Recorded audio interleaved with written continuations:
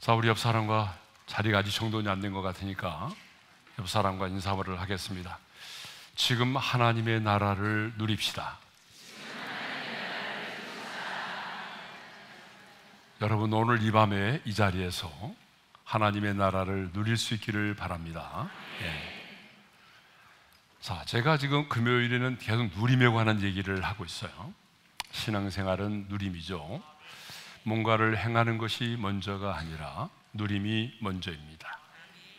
그런데 우리는 신앙생활을 하게 되면 내가 원하는 것을 받아내는 것으로, 또 내 자신이 뭔가를 행해야 하는 것으로 생각할 때가 참 많아요. 그러나 여러분, 신앙생활은 하나님께서 그 아들 예수 그리스도를 통하여 우리에게 주시는 것들을 누리는 것입니다. 그런데 죽어서 먼 훗날에 천국에서가 아니라 지금 이 땅에서 하나님의 자녀로 살아가면서 누리는 것입니다. 그래서 누림이 먼저예요. 따라서 하겠습니다. 누림이 먼저다. 왜 누림이 먼저라고 지난번에 제가 말씀드렸어요? 누림이 없이 마지못해 하는 것은 오래 갈 수가 없기 때문에 그렇습니다. 여러분, 누림이 없는 신앙생활은요, 오래 갈 수가 없어요. 그래서 리더로 시작했다가 10년 채우지 못하고 20년을 채우지 못하고 중간에 그만두는 분들 많이 계시죠. 누리지 못해요. 누리지 못해서 그렇습니다. 그런데 지난 시간에 나눴던 것처럼, 자, 이 누린다고 하는 것은 아는 것만큼만 누립니다. 그러니까 신앙생활을 아무리 오래 했어도 하나님이 어떤 분이신지, 그 하나님의 마음, 또 하나님의 본심, 복음의 권세와 능력, 이것을 모르게 되면 아무리 신앙생활을 오래 했어도 하나님의 나라를 누리지 못합니다. 그래서 호세아 선지자는요, 하나님은 호세아 선지자를 통해서 여호와를 알자, 힘써 여호와를 알자. 나는 번제보다도 뭘 원한다? 하나님을 아는 것을 원하노라. 근데 여기서 안다는 게 뭐라고 그랬어요? 지식적으로 아는 걸 말하는 것이 아니라 경험에서 아는 것을 말합니다. 그러니까 하나님의 말씀에 기록된 그 하나님을 내가 순종을 통해서, 경험을 통해서 알아갈 때에 우리는 아는 것만큼 누리게 되어 있습니다. 자, 오늘은요, 지금 하나님의 나라를 누리라고 하는 제목으로 말씀을 전하고자 합니다. 자, 그러면 먼저 하나님의 나라가 무엇인지를 알아야 되잖아요. 여러분, 하나님의 나라는요, 성경 66권을 하나님의 관점에서 이해할 수 있는 가장 중요한 열쇠입니다. 그러니까 성경을 부분적으로가 아니라 성경의 전체를 하나님의 관점에서 이해할 수 있는 아주 중요한 열쇠가 뭐예요? 하나님의 나라입니다.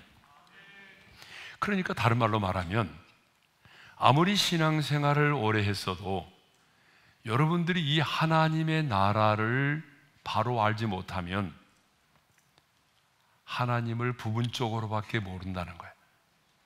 여러분, 우리 그런 말 있잖아요. 나무를 보고 숲을 보지 못한다는 말이 있는데, 그것처럼 신구약 성경 전체를 꿰뚫어 보지 못하고 우리가 부분적으로만 하나님을 알아가게 되는 겁니다.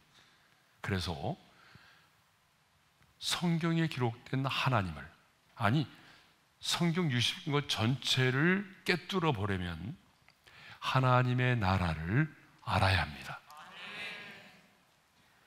자, 하나님이 왜 이 세상을 창조하셨는가? 여러분, 왜 하나님이 이 세상을 창조하셨어요? 하나님이시기 때문에 어쩔 수 없이 이 세상을 창조하셔야만 하나요? 아니에요. 하나님은 이 세상을 창조하지 않으실 수도 있어요. 그런데 하나님이 이 세상을 창조하셨거든요. 하나님이 세상을 창조하신 이유가 분명합니다. 그것은 하나님이 지배하고 다스림으로 하나님이 영광을 받으시는 하나님의 나라를 세우기 위해서, 그래서 하나님이 이 세상을 창조하셨습니다. 그러니까 하나님의 나라를 세우시기 위해서. 그래서 하나님은요, 당신의 형상대로 우리 인간을 지으시고 그 우리 인간을 하나님의 대리 통치자로 세워서 하나님의 창조를 정복하고 다스리도록 했던 것입니다. 그러니까 하나님이 세상을 창조하신 목적, 인간을 창조하신 목적이 뭐예요? 하나님의 나라입니다. 그러면 왜 예수님이 이 땅에 오셨는가? 예수님이 이 땅에 오신 이유가 뭐예요? 하나님이 하나님의 나라를 세우시기 위해서 이 세상을 창조하셨고, 우리 인간을 당신의 형상대로 지어서 하나님의 대리 통치자로 세워놨는데, 근데 문제는 뭐예요? 대리 통치자인 우리 첫사람 아담의 범죄로 말미암아 그 하나님의 나라가 중단되게 됐어요. 그러니까 죄악으로 말미암아 중단되어 버린 그 하나님의 나라를 다시 회복하기 위해서 하나님의 아들 예수 그리스도가 인간의 몸을 입고 이 세상에 오셨다는 것입니다. 그래서 예수님은요, 공생애를 시작하시면서 그 첫 번째 메시지가 무엇이었는가 하면 바로 이 말씀이었습니다. 읽겠습니다. 다 같이요. 이때부터 예수께서 비로소 전파하여 이르시되 회개하라, 천국이 가까이 왔느니라 하시더라. 예수님의 첫 번째 메시지는요, 하나님의 나라였어요. 천국은 하나님의 나라를 말하는 거잖아요. 그러면 왜 예수님이 십자가에 달려 죽으시고 부활하셨어요? 예수님은요, 십자가에 피 흘려 죽으심으로 우리의 죄값을 완벽하게 지불하시고 사망의 권세를 깨뜨리고 부활하심으로 그 죄로 인하여 중단된 하나님의 나라를 다시 시작하게 하셨습니다. 그러니까 중단된 하나님의 나라를 다시 시작되게 하는 게 뭐예요? 예수님의 십자가의 죽으심과 부활이었다라고 하는 것이죠. 그래서 마태복음 12장 28절에 보게 되면 예수님이 이렇게 말씀을 하셨습니다. 다 같이요. 그러나 내가 하나님의 성령을 힘입어 귀신을 쫓아내는 것이면 하나님의 나라가 이미 너희에게 임하였느니라. 또 누가복음 17장 21절에 읽겠습니다. 시작. 또 여기 있다 저기 있다고도 못하리니 하나님의 나라는 너희 안에 있느니라. 자, 예수님의 십자가의 죽으심과 부활을 통해서 이제 하나님의 나라가 이미 우리 가운데 뭐예요? 시작이 되었다는 거예요. 그러면 이제 예수님이 재림하시는 그날에는 뭐예요? 지금 우리는 시작된 그 하나님의 나라를 맛보고 있지만 예수님이 재림하심으로 말미암아 우리는 완성된 하나님의 나라를 경험하게 되는 것입니다. 그러니까 여러분, 성경 전체를 뭐예요? 하나님의 나라의 관점에서 보아야 하는 거죠. 여러분, 짧은 시간이지만 지금 우리는 하나님의 창조로부터 예수님의 탄생과 십자가의 죽으심과 예수님의 재림이라는 사건을 통해서 하나님의 나라가 무엇인가를 나눌 수 있었습니다. 그러니까 하나님의 나라를 알아야 신구약 전체를 우리가 꿰뚫을 수가 있다는 것이죠. 자, 그러면 하나님 나라의 개념이 뭔가? 하나님 나라의 개념은요, 주권 개념, 통치 개념이에요. 국가의 3대 요소가 있잖아요. 뭐죠? 국민, 주권, 영토가 있는데 하나님의 나라의 개념이 뭐냐면 왕 대신 주님의 통치, 주님의 다스림입니다. 그러니까 주님의 통치가 임하면 하나님의 나라가 임하는 거예요. 그것이 바로 하나님의 나라입니다. 그런데 하나님의 나라가 우리 가운데 임했을 때에 하나님의 나라가 우리 가운데 임했다라고 하는 사인이 있어요. 그게 뭐냐 그러면, 자, 마태복음 10장 7절과 8절입니다. 다 같이요. 가면서 전파하여 말하되 천국이 가까이 왔다 하고 병든 자를 고치며 죽은 자를 살리며 나병한 자를 깨끗하게 하며 귀신을 쫓아내되 너희가 거저 받았으니 거저 주라. 자, 하나님의 나라가 가까이 왔다고 말하면서 무엇을 말씀하시는가 하면 병든 자가 고침을 받고 귀신들이 쫓겨나가는 것에 대하여 말씀을 하셨어요. 그러니까 하나님의 나라가 우리 가운데 임하면 너무나 자연스럽게 나타나는 그 현상이 무엇인가 하면 병든 자들이 고침을 받고 귀신들이 쫓겨나간다는 거예요. 물론 이것은 하나님 나라의 본질이 아니에요. 하나님 나라의 본질이 뭐예요? 주님의 통치. 그런데 주님의 통치와 다스림이 임하게 되면 여러분, 귀신들이 쫓겨나고 그리고 병든 자들이 회복되는 것은 너무나 자연스러운 현상입니다. 그러니까 병든 자들이 고침받고 귀신들이 쫓겨나가는 것은 하나님 나라의 본질은 아니지만 하나님의 나라가 우리 가운데 임하고 있다라고 하는 사인이 되는 것입니다. 자, 지금까지 우리가 하나님의 나라를 너무 짧은 시간에 훑어보았어요. 그런데 사도 바울은 하나님의 나라를 누리는 것이 무엇인지를 말하기 전에 먼저 뭘 말하는가 하면 아디아포라의 문제를 어떻게 해결해야 하는지에 대하여 말하고 있어요. 여러분, 처음 들어보는 말이잖아요. 네, 아디아포라. 아디아포라. 이게 뭐냐? 여러분, 대수롭지 않은 것들이라는 의미예요. 그러니까 아디아포라는 대수롭지 않는 것. 좀 더 그 의미를 해석하자면 이런 겁니다. 그 행위 자체가 선과 악과는 상관이 없어요. 또 성경에 하지 말라, 하라는 언급도 없어요. 그리고 그것이 구원에 직결되지도 않는 부수적인 문제들을 가리켜서 뭐라고 그래요? 아디아포라라고 해. 여러분, 그런 게 있어요, 없어요? 많아요. 진짜 많아요, 여러분. 신앙생활 하다 보게 되면 선도 악도 아니고 우리의 구원에 직결되는 것도 아니고, 또 성경에 보게 되면 하라는 말고 하지 말라는 것도 없고, 그렇게 애매모호한 비본질적인 것들, 부수적인 것들이 너무나 많아요. 여러분, 신앙생활만 아니라 우리 삶에도 그런 게 많잖아요. 자, 삶은 감자를 가지고 어떤 사람은 설탕을 찍어 먹어야 된다고 말하고 소금을 찍어 먹어야 된다고 그러고 어떤 사람은 마요네즈를 찍어 먹어야 된다고 그러잖아요. 그래, 안 그래요? 그건 중요하지 않아요, 그죠? 각자의 성향에 따라서 어떤 사람은 마요네즈를 찍어 먹고 어떤 사람은 설탕을 찍어 먹고 어떤 사람은 소금을 찍어 먹고 그러잖아요. 여러분, 국수도 보니까 어떤 지방의 사람들은요, 어때요? 설탕에다가 국수를 말아 먹잖아요. 어떤 사람들은 다시다국에다가 또 먹잖아요. 그러니까 이상하게 생각하면 안 돼요. 그 지역의 사람들은요, 전라도 사람들은 국수를 옛날에 설탕물에다가 타 먹었어요.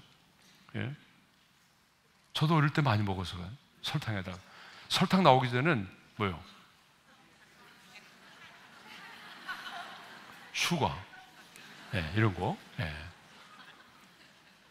그런 게 중요하지 않다는 거예요. 이건 비본질적인 거라는 거죠. 자기 취향에 따라서 먹으면 되는 거 아니에요? 그죠?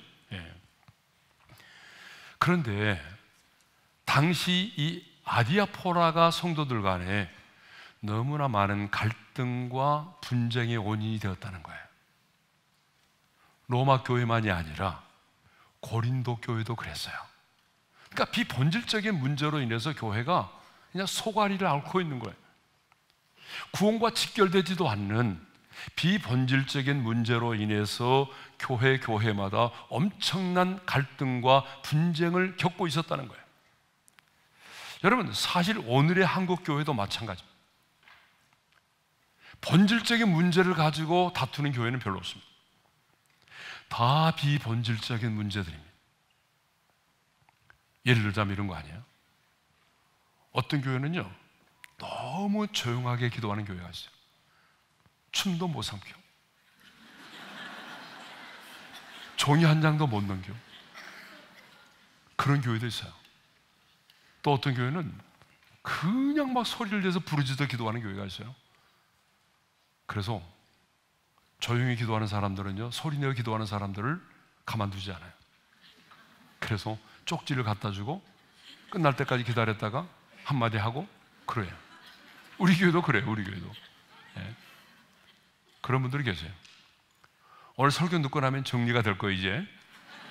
설교 듣고 나면 정리가 돼야 돼요. 정리가. 네. 이런 건 본질적인 문제가 아니에요. 예배 시간에 부르는 찬양도 마찬가지죠. 어떤 교회는요, 찬송가만 불러야 돼요. 아니, 주일 낮 예배 때는 찬송가, 밤 예배 때는 복음성가도 허용이 돼. 그러니까 주일 낮 예배와 밤 예배가 다른 거예요. 어떤 교회는요, 아주 큰 교회 있는데 거기서는요, 당회가 딱 정해진 곡이 있어요. 복음성가 가운데 요것만 불러라. 다른 건 안 내는 거예요. 예? 이렇게 교회마다 비본질적인 문제를 가지고 어려움을 겪어요. 자, 실제로 있었던 얘기. 어떤 교회에서 오랫동안 개역 한글판 성경을 사용했어요. 그런데 새로 오신 목회자가 설교 중에 좀 더 쉽게 설명하기 위해서 새번역이나 또 NIV 성경을 인용해서 얘기를 했어요. 그랬더니 교인들 간에 갈등이 촉발되었어요. 일부 성도는 진리의 왜곡이다, 진리를 왜곡했다라고, 새번역을 사용한다든지 NIV를 이용하면 진리를 왜곡했다라고 생각을 해서 교회를 떠났고 결국 교회가 두 파로 갈라지는 결과를 낳았어요. 여러분, 지금도 그런 분들이 있어요. 킹 제임스 버전만이 정통이라고 말하고 다른 성경을 비판하는 그런 교단도 있어요. 예? 비본질적인 거예요. 그렇잖아요, 여러분? 예? 또 어떤 교회는요, 예배당 리모델링 과정에서 십자가를 어디에 둘 것인지, 가운데 둘 것인지 아니면 사이드에 둘 것인지, 어느 정도의 높이에 둘 것인지, 이런 거 가지고 싸우다가 논쟁이 벌어졌고 결국 일부 장로와 성도들이 우리 교회의 전통을 훼손했다고 반발하며 탈퇴했고 다른 장소에서 새로운 교회를 개척했어요. 말도 안 되는 거잖아, 그죠? 비본질적인 것. 그게 뭐래요? 아디아포라예요. 지금 사도 바울이 로마 교회 성도들에게 로마서를 쓰고 있잖아요. 그러면 이 편지의 수신자인 로마 교회도 아디아포라의 문제로 인해서 심한 갈등을 겪고 있었어요. 그 아디아포라의 로마 교회 안에 있었던 두 가지 아디아포라가 문제가 뭐냐면 이거예요. 절기를 지키는 것과 우상의 음식을 먹는 문제. 이 두 가지로 인해서 심한 갈등을 겪고 있었어요. 자, 첫째로 절기를 지키는 문제인데 5절에 보니까 이런 말씀이 있어요. 읽겠습니다. 시작. 어떤 사람은 이 날을 저 날보다 낮게 여기고 어떤 사람은 모든 날을 같게 여기나니 각각 자기 마음으로 확정할지니. 자, 어떤 사람들은요, 구약의 절기를 지키는 것을 신앙의 모본으로 삼았어요. 구약의 절기들이 있잖아요, 여러 가지. 또 어떤 성도들은 주님의 모범대로 어떤 특정한 날만이 아니라 모든 날을 하나님께 드려져야 할 날로 믿고 그대로 따랐어요. 자, 어떤 분들은 구약에서 나오는 특별한 절기들을 더 중요하게 생각하면서 그날을 지켰고요. 어떤 사람들은 아니야, 이제 복음 안에서 우리는 어떤 특별한 날이 아니라 모든 날들을 다 주의 날로 생각하면서 우리는 살아야 돼. 그래서 이 날과 절기의 문제 때문에 다툼이 생긴 거죠. 그런데 모든 날을 죽게 하듯 하면서 지켜왔던 사람들이나 구약의 절기를 특별한 날로 정해서 거룩하게 지켜왔던 사람들이나 여러분, 별로 다를 바가 없다는 거죠. 자, 이 날을 저 날보다 낮게 여기며 지키는 이유가 뭐죠? 특정한 날만을 중하게 여기며 다른 날들은 허랑방탕하게 살겠다는 것이 아니거든요. 하나님을 영화롭게 하겠다는 의지의 표현이었어요. 그러니까 그들 역시 구약의 절기를 지켜 행하는 사람들은 이 날만 거룩하고 다른 날은 아무렇게 살아야 된다고 그런 의미는 아니고, 어떻게 하면 우리가 하나님을 좀 더 영화롭게 하는 삶을 살아갈 수 있을까? 그런 취지에서 그렇게 지켜 행하고 있다는 거예요. 또 한편 모든 날을 같게 여긴다는 것은 무슨 말이죠? 이 역시 인생의 날들을 중히 여겨서 주님을 생각하며 주님의 말씀대로 살겠다라고 하는 강한 의지의 표현이에요. 그러니까 이 두 주장은요, 다른 게 아니에요. 하나님을 마음과 뜻과 힘을 다해서 사랑하고자 하는 그런 동일한 뿌리를 가지고 있다는 거예요. 그러니까 그 마음의 중심은요, 틀린 게 아니에요. 다른 게 아니에요. 예? 하나예요. 그래서 바울은 이렇게 결론을 내립니다. 5절 하반절입니다. 다 같이 읽겠어요. 시작. 각각 자기 마음으로 확정할지니라. 이거 가지고 더 이상 논쟁하지 말라는 거예요. 예? 각각 자기 마음에 확정하라는 거예요. 예? 구약의 절기를 거룩한 날로 지켜서 지키는 것도, 그리고 모든 날들을 주의 날처럼 생각하며 지키는 것도 다 하나님을 영화롭게 하고자 하는 거룩한 동기에서 출발된 것이니까 서로 비방하지 말고 비판하지 말고 어떻게 하라는 거예요? 각각 자기 마음으로 확정하여 드리라는 거예요. 성도에게는 모든 날들이 중요하죠. 그러니까 여러분, 우리도 그런 거 아니에요? 사실 우리는 주의 날만 중요한 게 아니잖아요. 우리 인생의 모든 날들이 중요하잖아요. 그런데 주의 날을 구별하여 거룩히 지키는 사람들이 우리 인생에 주어진 모든 날들을 구별하여 지킬 수가 있는 거예요. 그러니까 어떻게 보게 되면 다 맞는 말이에요. 이거 가지고 서로를 비판하고 정죄하지 말라는 거예요. 네? 두 번째는 뭐예요? 우상의 음식을 먹는 문제였어요. 이게 뜨거운 감자였어요. 자, 2절의 말씀을 읽겠어요. 시작. 어떤 사람은 모든 것을 먹을 만한 믿음이 있고 믿음이 연약한 자는 채소만 먹느니라. 여러분, 당시의 로마의 시장에는요, 먹을 수 있는 각종 음식이 많았어요. 그런데 시장에서 파는 대부분의 고기는 로마에서 숭배되던 신들을 위해 제물로 드려졌던 것들이 대부분이었습니다. 즉 우상 숭배로 쓰여졌던 제물들입니다. 그러니까 로마의 성도들 중에는요, 우상 숭배의 제물로 드려졌던 이 고기를 불결한 것으로 여겨서 그 고기를 먹지 않고 순전히 채소만을 먹었던 사람들이 있어요. 네? 반면 또 복음을 온전히 이해한 사람들 중에는 음식이 사람을 더럽게 하는 것이 아니라고 생각을 해서 자유롭게 시장에서 고기를 사서 먹는 자들이 있었습니다. 그러니까 로마 교회 안에는 채식주의자들과 고기를 먹는 그런 사람들 사이에 서로를 업신여기며 비난하는 일들이 자주 일어났다는 거예요. 여러분, 사실 복음 안에서는요, 무엇을 먹느냐가 믿음의 기준이 되어서는 안 됩니다. 우리는 먹고 마시는 그것을 가지고 그 사람의 그것을 믿음의 기준으로 삼으려고 하는 경향이 있어요. 근데 바울은 그것이 아니라는 거예요.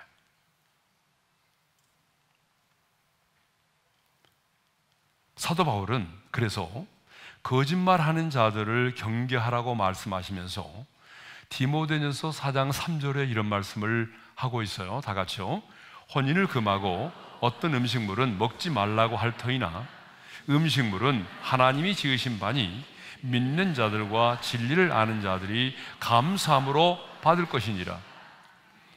그러니까 거짓말하는 자들을 경계하라고 말하면서 거짓말하는 자들이 이렇게 말할 텐데 그 속지 말라는 거죠. 예?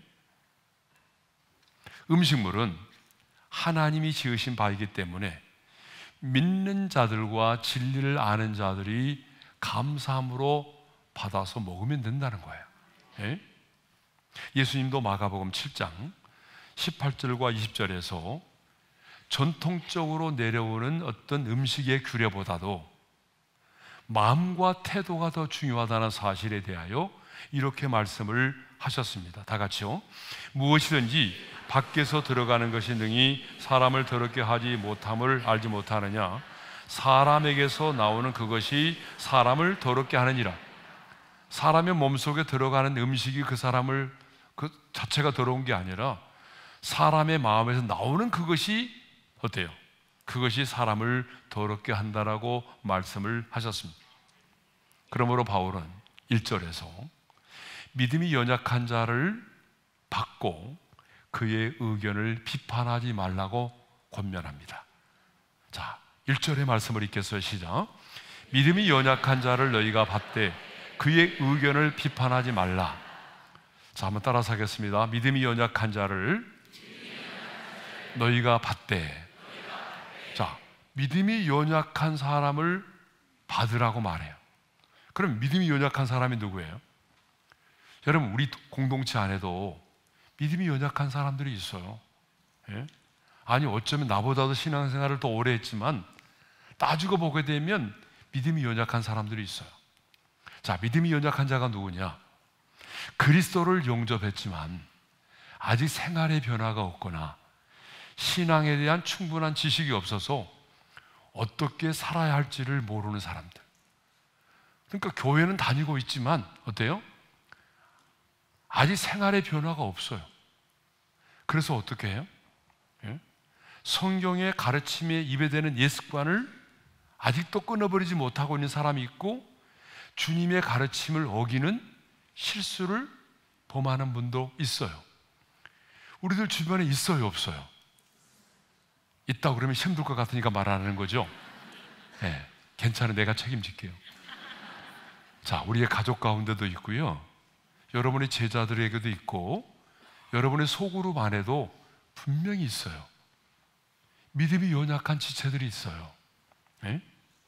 그런데 사도 바울은 예수님을 용접했지만 이렇게 변화되지 않은 사람들, 그래서 여전히 실수하고 또 그 잘못된 것들을 끊어버리지 못하고 살아가는 그 연약한 자들에 대해서 뭐라고 말하는가 하면, 믿음이 연약한 그들을 배척하지 말고 그들을 어떻게 하라고 말해요? 받으라고 말해요. 따라서 하겠습니다. 믿음이 연약한 자들을 비난하지 말고 배척하지 말고 받으라. 이 받으라고 하는 말이 무슨 말이냐면요, 이 받으라고 하는 말은 프로스와 람바노라고 하는 말이 합성어예요. 그러니까 이 뜻이 뭐냐 그러면, 직역하면 다가가서 적극적으로 받아들이다, 환대하다, 품다, 그 말이에요. 그러니까 여러분 공동체 안에 예수님을 분명히 영접한 사람인데 아직도 막 변화되지 못해서 끝나고 막 고스톱이나 치자고 말하고, 예? 이상한 짓을 하는 사람도 있잖아요. 그 자리에서 막 묵사발 만들지 말고 비난하지 말고 배척하지 말고, 당신 때문에 우리 구역이 지금 안 돼, 당신 때문에 우리 목장이 안 되니까 다음부터 나오지 마, 그렇게 하지 말고 어떻게 하라는 거예요? 그 연약한 자를 어떻게 하라? 다가가서 공동체 안에서 적극적으로 받아들이고 환대하고 품어주라는 거예요. 예? 좀 인내하고 참아주라는 거예요.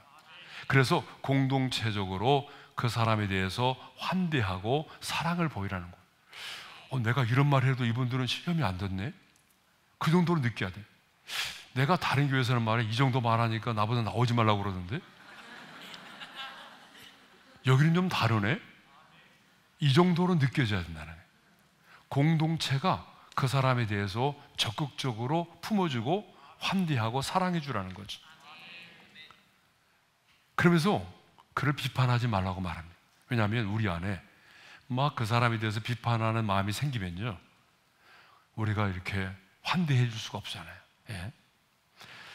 더 나아가 바울은 3절에서 우상의 제물, 음식을 먹는 자는 먹지 않는 자를 믿음이 없는 자라고 업신여기지 말고, 우상의 음식을 먹지 않은 자도 먹는 자를 부정한 자라고 비판하지 말라고 말하죠. 자, 3절의 말씀을 읽겠어요. 시작. 먹는 자는 먹지 않은 자를 업신여기지 말고 먹지 않는 자는 먹는 자를 비판하지 말라.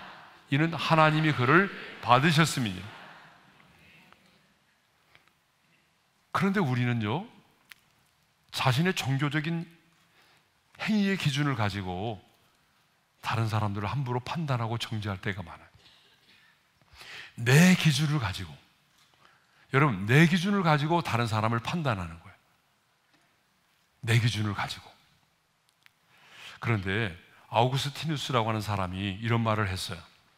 너무 좋은 말이라 쏘았는데요. 한번 읽어볼까요? 시작. 본질적인 것에는 일치를, 비본질적인 것에는 자유를, 모든 것에는 사랑을. 여러분, 맞습니다. 본질이 중요해요. 예? 본질이 아닌 것들에 대해서는 어떻게 해야 돼요? 좀 느긋하게 자유를 갖고 대하라는 거예요. 그리고 다른 모든 것들은 사랑을 가지고 행하라, 그런 말이거든요. 그러니까 여러분, 교회는요, 본질을 추구하는 교회가 돼야 돼요. 여러분, 본질을 붙들 때에 교회가 하나 되고, 비본질에 집착할 때 교회는 언제나 나뉘어질 수밖에 없는 겁니다. 그러니까 우리 교회는 본질을 가지고, 본질을 중요하게 여기고, 본질을 붙들고 하나 돼야지, 본질이 아닌 것을 가지고 티격태격 하다가 나눠지는 그런 불행한 일이 있어서는 안 된다는 얘기죠. 예. 자, 바울은 이렇게 아디아포라의 문제를 다루면서 누가 성숙한 사람인가에 대해서 우리에게 말해주고 있습니다. 자, 그러면 이 비본질적인 문제를 다루면서 누가 성숙한 사람이냐 정리를 하고 있는데, 첫째로 나의 선한 것이 비방을 받지 않게 하는 자가 결국 성숙한 자라는 거예요. 자, 16절의 말씀을 읽겠어요. 시작. 너희의 선한 것이 비방을 받지 않게 하라. 자, 여기서 선한 것은 문맥에 의하게 되면은 음식에 대한 자유입니다. 음식에 대한 자유예요. 그러니까 분명 음식에 대한 자유함은 악한 것이 아니죠. 뭐 고기를 먹는다, 그거 죄입니까? 예? 자유한 거잖아요. 예? 음식에 대한 규례를 다루고는 레기 11장에 의하면 우리는 추어탕을 먹어도 안 되고, 삼겹살을 먹어도 안 되고, 홍어를 먹어도 안 돼요. 그러면 지금 내가 홍어를 먹으면 그게 죄입니까? 근데 여러분 왜 이렇게 삼겹살을 좋아해서 삼겹살을? 예? 자, 우리는 그런 부분들에 대해서 이제 자유함을 얻은 사람들이잖아요. 예? 그러나 그 자유가 도리어 믿음이 연약한 자들을 실족케 할 수 있다는 거예요. 믿음이 연약한 자는 저 고기는 우상에 바쳐진 제물인데 나는 먹을 수 없어, 이렇게 생각을 갖고 있거든요. 그런데 일부러 그 사람 앞에서 막 고기를 먹어버리는 거예요. 그러면 내가 얼마든지 자유할 수 있고 그것이 선한 것이지만 나의 그러한 행위로 인해서 또 다른 사람이 어때요? 실족할 수가 있어요. 나는 선한 것이지만 그것이 비방의 근거가 될 수도 있다는 거죠. 그래서 바울은요, 믿음이 강한 자들에게 믿음이 약한 자들을 위해서 그들의 자유를 제한함으로 선한 것이 비방을 받지 않도록 당부하고 있는 것입니다. 너희가 고기를 먹는 것이 자유하고 선하지만 아직 연약한 자들이 네가 고기를 먹는 것 때문에 실족한다면 실족지 않게 하라는 거예요. 예? 일부러 막 먹으면서 괜찮아, 이게 복음의 자유야, 먹어, 나 봐, 이렇게 하지 말라는 거예요. 예? 자, 두 번째로 누가 성숙한 사람이냐? 믿음이 약한 자들로 낙심하고 상처를 받지 않도록 배려하는 자야. 믿음이 연약한 성도들에게 이것이 옳다라고 주장하고 비판하고 가르치기 전에 먼저 그들이 낙심하고 상처를 받지 않도록 배려해 주는 사람이 성숙한 사람이라는 거예요. 바울이 그렇게 살았어요. 바울을 자신은 나의 자유로운 행동으로 인해서 누군가가 실족할까 봐, 내가 고기를 먹는 것 때문에 누군가가 실족할까 봐서 나는 평생의 고기를 먹지 않겠노라고 말했어요. 자, 고린도전서 8장 13절의 말씀이죠. 다 같이요. 만일 음식이 내 형제를 실족하게 한다면 나는 영원히 고기를 먹지 아니하여 내 형제를 실족하지 않게 하리라. 이게 바로 성숙이라는 거예요. 성숙. 예? 사실 우리들에게 별로 해당이 되지 않은 말이에요. 그죠? 근데 그 당시에는 이게 심각했거든요. 왜냐하면 그들이 먹는 모든 고기는 다 우상에 바쳐진 제물이었기 때문에 그때는 이 고기 먹는 게 심각했어요. 예? 그러니까 바울은 내가 고기를 먹는 것 때문에 누군가가 실족한다면 나는 고기를 먹지 않겠다. 그래서 그 연약한 자들로 하여금 실족지 않게 하겠다라고 말하죠. 15절에서 보게 되면 신앙의 자유로 형제를 망하게 하지 말라고 말하죠. 자, 15절의 말씀을 읽겠습니다. 그리스도께서 대신하여 죽으신 형제를 내 음식으로 망하게 하지 말라. 근데 여기 아주 우리에게 충격적인 말을 주고 있어요. 그게 뭐냐 그러면 형제를 실족하게 하지 말라고 말하면서 그 형제의 가치가 무엇인가를 말해주고 있어요. 형제를 말하면서 뭐라고 말해요? 앞에 그리스도께서 대신하여 죽으신 형제. 고린도전서 8장 13절에도 그랬잖아요. 예, 거기도 15절에도 나와요. 15절에서도 그리스도께서 대신하여 죽으신 형제. 고린도전서 8장 11절에도 자, 읽겠습니다. 시작. 그러면 내 지식으로 그 믿음이 약한 자가 멸망하나니 그는 그리스도께서 이하여 죽으신 형제라. 계속해서 형제를 실족하지 말라고 말하면서 그 형제를 뭐라고 말하죠? 그리스도께서 이하여 죽으신 형제래요. 왜 우리가 연약한 형제를 실족시키면 안 되느냐? 그리스도께서 그 형제를 대신하여 죽으셨기 때문이라는 거예요. 그리스도께서 이 형제를 위하여 십자가에서 피 흘려 값주고 이 형제를 사셨다는 거예요. 주님이 이 형제를 얼마나 사랑했으면 십자가에서 죽으심으로 핏값으로 이 형제를 샀겠어요. 그러니까 이 형제가 이렇게 소중한 존재라는 거예요. 가치가 있는 존재라는 거예요. 그러니까 형제를 실족시키지 말라는 것입니다. 여러분, 가치를 알게 되면 함부로 대하지 못합니다. 우리가 가지고 있는 물건 중에서도 진짜 보배롭고 가치가 있는 것은요, 우리가 함부로 다루지 않아요. 여러분 그러잖아요. 이사할 때도 어때요? 가장 그것부터 챙기잖아요. 마찬가지예요. 우리가 내 곁에 있는 형제의 가치를 알면 형제를 우습게 보지 않아요. 형제를 아무렇게나 대하지 않는다는 거예요. 예? 그래서 바울은 형제를 실족해 하지 마라. 내가 고기를 먹는 것으로 인해서 형제가 실족한다면 나는 영원히 고기를 먹지 않겠다. 예? 이것이 바로 성숙한 사람입니다.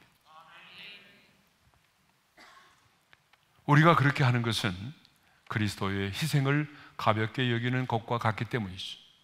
그러므로 가끔 우리는 그런 말 하거든요.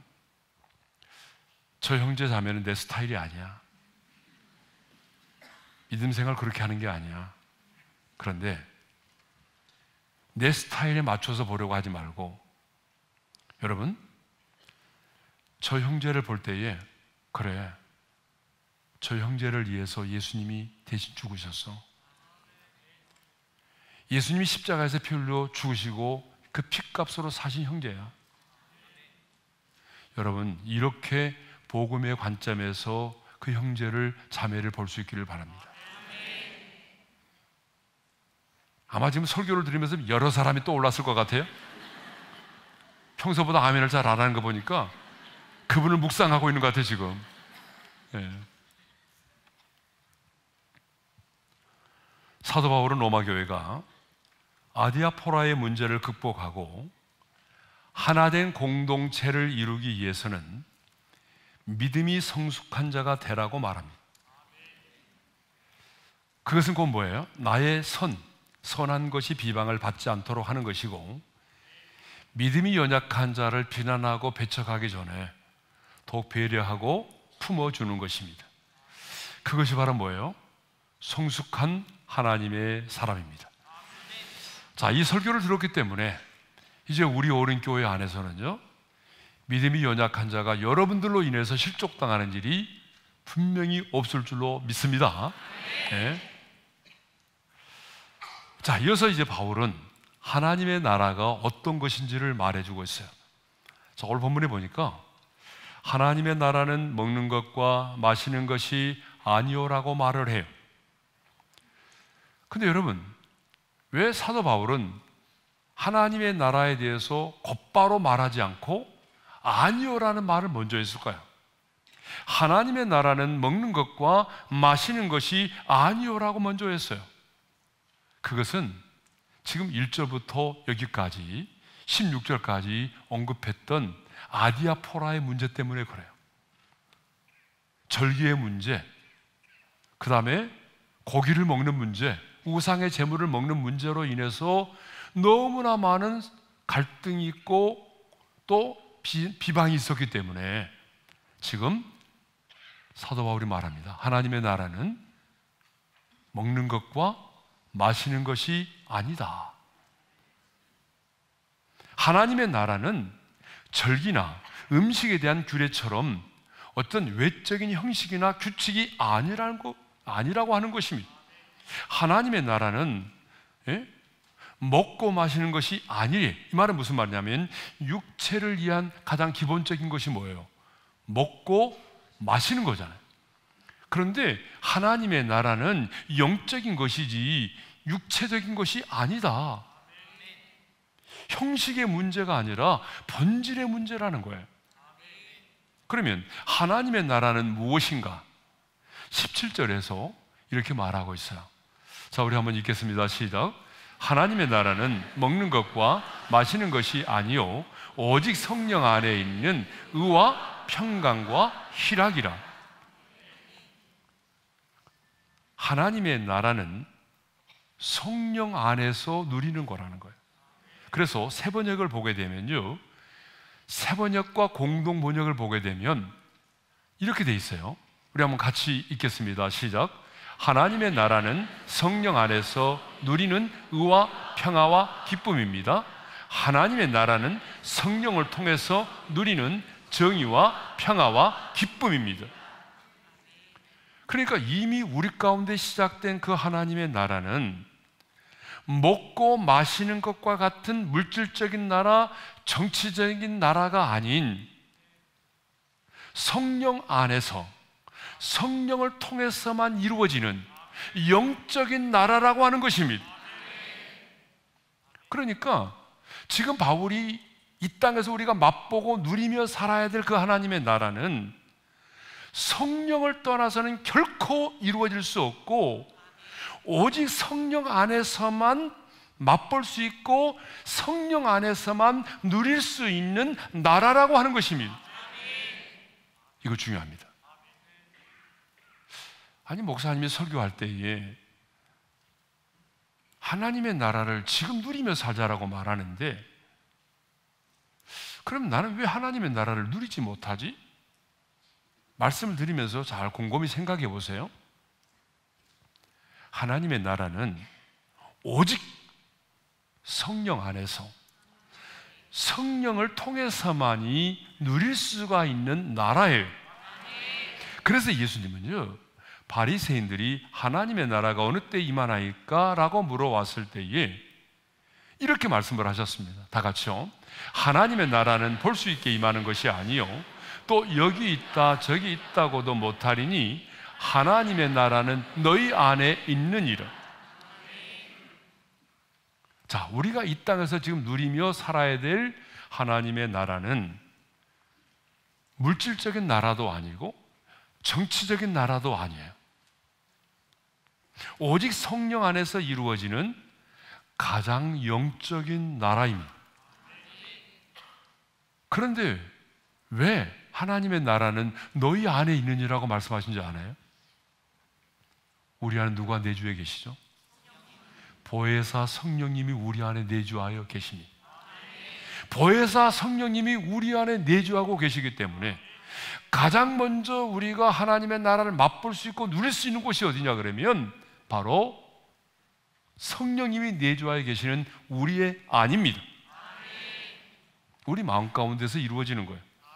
그러므로 여러분, 하나님의 나라를 누리는 것은요, 다른 말로 말하면 성령의 충만과 밀접한 관련이 있습니다. 그러니까 이 말을 다른 말로 말하면 성령의 충만을 받지 못하면, 성령님 안에서 성령님과 동행하는 삶을 살지 못하면 우리 안에 이미 임한 하나님의 나라를 맛볼 수 없고 누릴 수 없다는 거예요. 그러니까 신앙생활을 참 오래 했지만 이미 우리 안에 시작된 하나님의 나라를 누리지 못하는 이유가 뭐예요?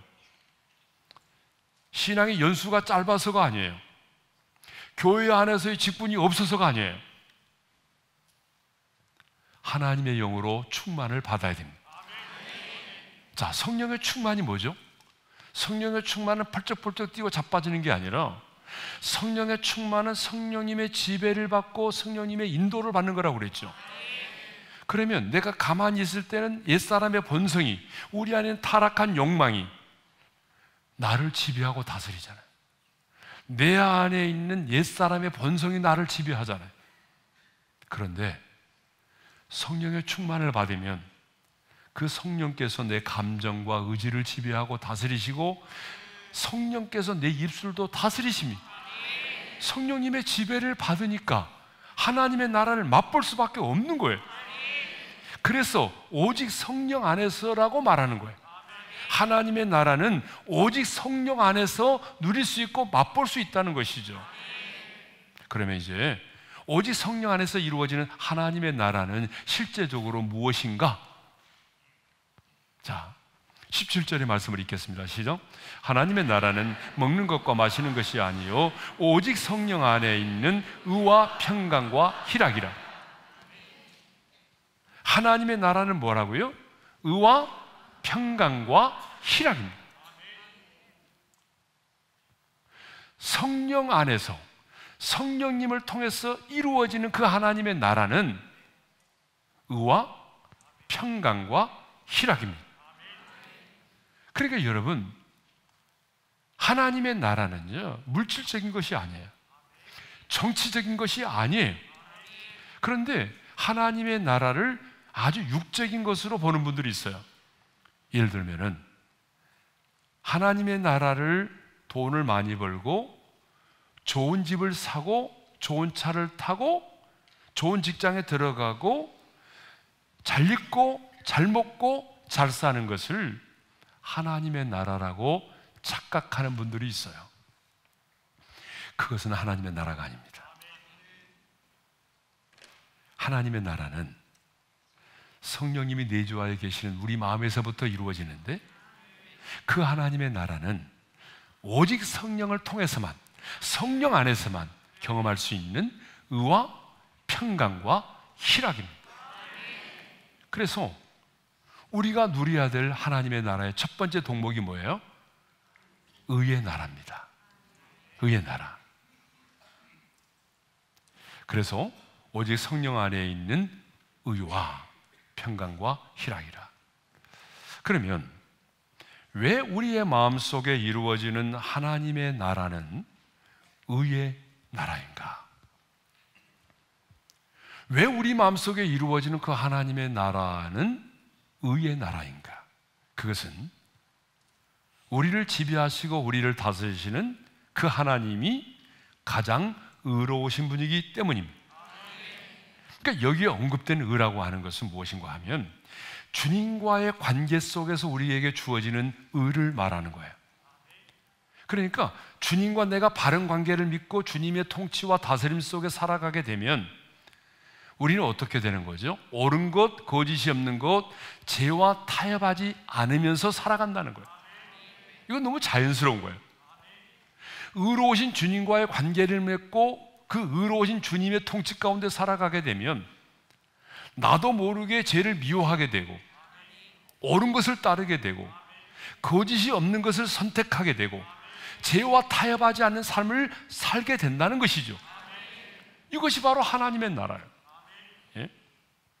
그런데 오늘 하나님의 사람들이 하나님의 나라가 이미 우리 가운데 임했다는 사실을 알면서도, 불의를 행하고 죄라는 것을 알면서도 적당히 세상과 타협하며 살아간다면 그것은 하나님의 나라를 누릴 수가 없는 겁니다. 자, 하나님은 동성애를 죄라고 말하고 가증한 일이라고 말하잖아요. 그렇죠? 예. 레위기 18장 22절의 말씀을 읽겠어요. 시작. 너는 여자와 동침함 같이 남자와 동침하지 말라. 이는 가증한 일이니라. 그런데 오늘 하나님 나라에 속한 백성이라고 말하면서도 하나님은 차별하지 않으신다며 동성애를 적극적으로 옹호하고 나서는 사람이 있다면, 여러분, 이 사람은 하나님의 나라를 누릴 수가 없어요. 왜냐하면 하나님의 나라는 의의 나라인데 어떻게 동성애를 미화하고 동성애를 옹호하면서 하나님의 나라를 말할 수가 있나요? 하나님 나라의 백성은요, 하나님 나라의 가치관으로 살아야 되는 거예요. 우리는 이 세상에 속한 자가 아니에요.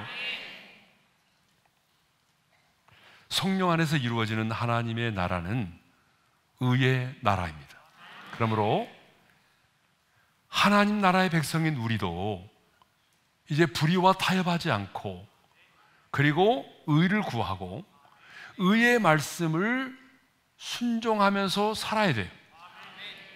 물론 그렇게 살면 손해를 볼 수 있어요.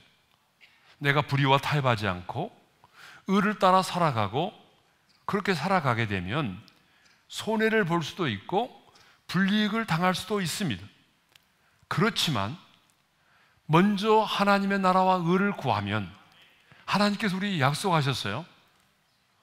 지금은 어렵지만 주님께서 반드시 이 모든 것을 도하여 주시는 하나님의 은혜와 축복이 내게 아니면 내 자녀들 세대 가운데 반드시 일어날 줄로 믿습니다. 두 번째로, 하나님의 나라는 평강의 나라입니다. 오직 성령 안에 있는 의와 평강과 희락이라고 말씀하셨어요. 자, 성령 안에서 이루어지는 하나님의 나라는 평강의 나라입니다. 자, 여기서 평강은 우리가 잘 아는 것처럼 히브리어로는 샬롬이고 헬라어로는 에이레네입니다. 이 평안은 어떤 거예요? 세상에 줄 수 없는 거라고 말씀하셨어요. 자, 요한복음 14장 27절 말씀 읽겠습니다. 시작. 평안을 너에게 끼치노니 곧 나의 평안을 너에게 주노라. 내가 너에게 주는 것은 세상이 주는 것과 같지 아니하니라. 그러니까 주님께서 말씀하셨어요. 내가 너에게 주는 평안은 세상이 주는 것과 같지 않다. 이 말은 무슨 말입니까? 세상은 줄 수 없다는 얘기입니다. 죽었다 깨어나도 세상은 이 평안을 우리에게 줄 수 없어요. 이 세상에 돈도 명예도 쾌락도 권력도 이 평안을 가져다 주지 못합니다.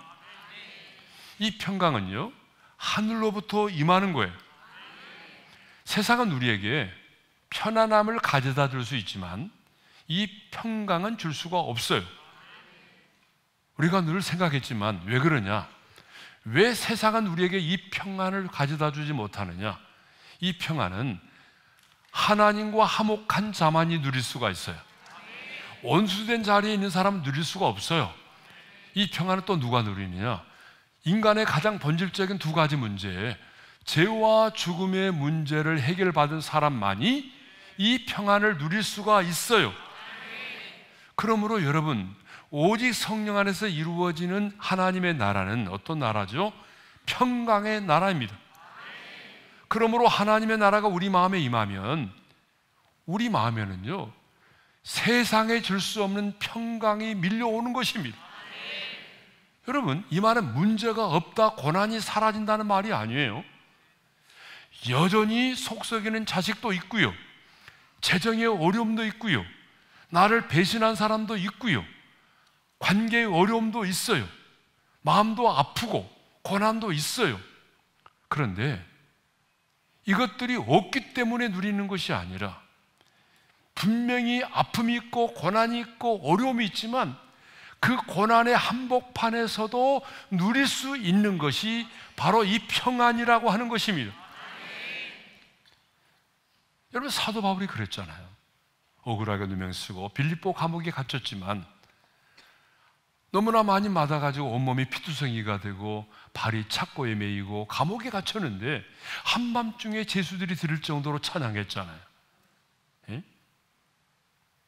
스데반 집사를 보세요. 사도행전 6장 15절의 말씀을 읽겠어요. 시작. 공회 중에 많은 사람들이 다 스데반을 주목하여 보니 그 얼굴이 천사의 얼굴과 같더라. 여러분, 돌에 맞아 죽어가던 스데반의 모습을 이렇게 말하고 있는 게 아니에요. 예? 여러분, 돌에 맞아본 적 있어요? 해초리 맞아본 적 있잖아요. 여러분, 돌에 맞아 죽어가는데 아프겠어요? 안 아프겠어요? 안 아파요? 여전히 아파요. 예. 돌이 와서 막 머리를 깨뜨리고 그래서 막 피가 난자하고 그러지 않았겠어요? 그런데 스데반을 주목하여 보니까 그 얼굴이 어땠다고요? 천사의 얼굴과 같더라. 그 얼굴이 빛이 났어요. 그 얼굴이 너무나 평안했어요. 그러니까 막 억울함과 분노가 있어야 되잖아요. 여러분, 이쯤 되면 막 억울함과 분노가 있어야 되는 거 아니에요? 그런데 돌에 맞아 죽어가는 스데반의 얼굴을 보니 그 얼굴이 천사의 얼굴과 같더라. 너무나 인자하고 너무나 평화롭게 보였다는 거 아니겠어요? 예? 그 마음의 평강이 임했기 때문에 그렇게 보이는 것이지 죽어가는 마당에 연기했겠어요? 스데반은 7장 60절에서 이렇게 말하고 있어요. 다 같이요. 주여, 이 죄를 그들에게 돌리지 마옵소서. 예. 아니, 죽어가면서 자기를 돌로 쳐 죽이는 자들을 향해서 하나님 앞에 이런 기도를 드리잖아요. 여러분, 마음에 평안이 있으니까 이 기도를 드리는 거지. 마음에 평안도 없는데 이런 기도가 나오겠어요? 예? 그러니까 스데반의 공의에 보고 또 사도 바울의 경우를 보게 되면 어떻다는 거예요? 감옥 안에서도 돌에 맞아 죽어가면서도 세상에 줄 수 없는 하늘로부터 오는 이 평안을 누리고 있었다는 사실입니다. 여러분, 아무리 많은 것을 가지고 있고 또 많이 배우고 그럴지라도 그 마음에 평강이 없다면 그것은 축복이 아닙니다. 분노가 조절되지 않는 우리가 이 시대에 살고 있어요. 그런데 우리 성도들의 마음속에 오늘 이 밤에 세상에 줄 수 없는 그 평강이 성령님을 통해서 성령님 안에서 경험될 수 있기를 바랍니다. 마지막 세 번째로, 오직 성령 안에서 이루어지는 하나님의 나라는 희락의 나라입니다. 오직 성령 안에 있는 의와 평강과 희락이라고 말하죠. 자, 오직 성령 안에서 이루어지는 하나님의 나라는 희락, 기쁨의 나라라고 하는 거예요. 여러분, 왜 주님의 나라가 우리 마음속에 임하면 설명할 수 없는 기쁨이 임할까요? 그것은 우리 안에 거하시는 성령님이 희락의 영, 기쁨의 영이시기 때문입니다. 여러분, 성령님은요, 어떤 영이죠? 희락의 영이에요. 그래서 성령의 열매 가운데도 희락이 있잖아요. 성령님은요, 기쁨의 영입니다. 예? 반면에 악한 사탄은요, 한숨과 탄식의 영입니다. 슬픔의 영이에요. 그래서 여러분 보세요. 악한 영이 역사하는 곳에는요, 언제나 뭐가 있어요? 한숨이 있어요. 탄식이 떠나지 않아요. 슬픔이 있습니다. 여러분 그러지 않아요? 여러분 가정은 어때요? 여러분의 가정 가운데 하나님의 나라가 임했다면 여러분, 그 가정에 들어오는 사람이 먼저 알아요. 먼저.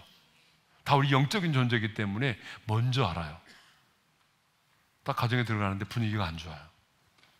뭔가 우울하고 침통하고 가라앉아 있고 슬프고 한숨과 탄식이 나오고, 여러분 이런 가정은요 하나님의 나라가 임하지 않았어요. 왜 주님의 나라가 임하면 놀라운 기쁨이 우리 가운데 임할까요? 그것은 주님 안에 있는 기쁨이 우리 가운데로 흘러 넘쳐오기 때문에 그렇습니다. 왕 대신 주님의 통치가 임하면 주님 안에 있는 그 기쁨이 우리에게로 흘러오기 때문에 그래요. 주님이 그렇게 기도를 하셨어요. 요한복음 15장 11절 보세요. 읽겠습니다. 시작. 내 기쁨이 너희 안에 있어 너희 기쁨을 충만하게 하려 함이라. 할렐루야. 주님은 기도하셨습니다. 주님 안에 있는 기쁨이 우리 가운데 흘러와서 우리도 주님처럼 기뻐할 수 있기를 위하여 기도하셨거든요. 예? 이렇게 희락의 영이신 성령께서 우리 안에 역사하시고 기쁨의 근원이 되시는 주님께서 당신 안에 있는 기쁨을 우리 가운데 흘려보내 주시기 때문에 하나님의 나라가 내 안에 임하면 설명할 수 없는 영적인 희열이 우리 가운데 충만하게 되는 것입니다. 그래서 성경은요 하나님의 나라를 말할 때에 언제나 무엇으로 표현하는지 아세요? 잔치라고 말해요. 그것도 가장 큰 혼인잔치로 비유하고 있어요. 잔치는 즐거운 거예요. 기쁜 거예요. 그래서 하나님의 나라를 말할 때에 다른 것으로 표현하지 않아요. 잔치로 말하고 혼인잔치로 말해요.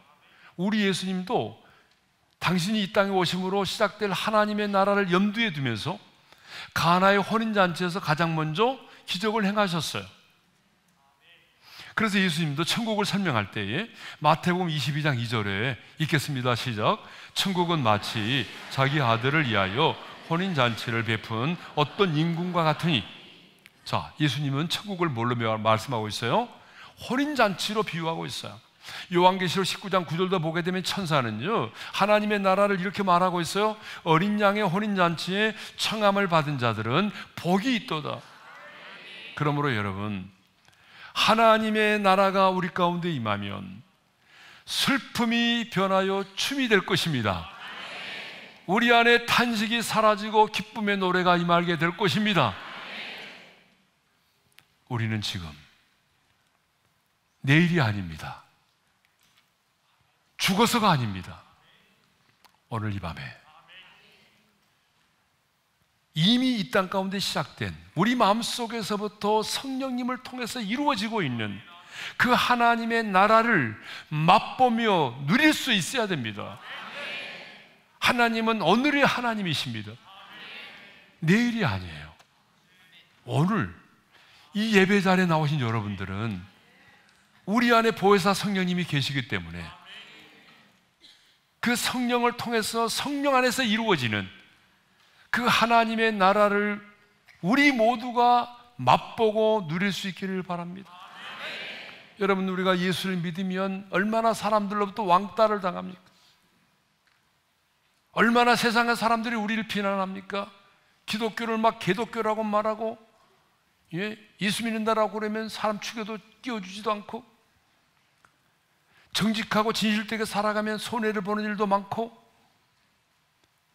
이렇게 우리가 예수를 믿음으로 인해서 왕따를 당하고 손해도 보고 억울한 일도 많이 당하고 있는데, 여러분, 하나님의 나라를 맛보지도 못하고 누리지도 못하고 신앙생활 한다면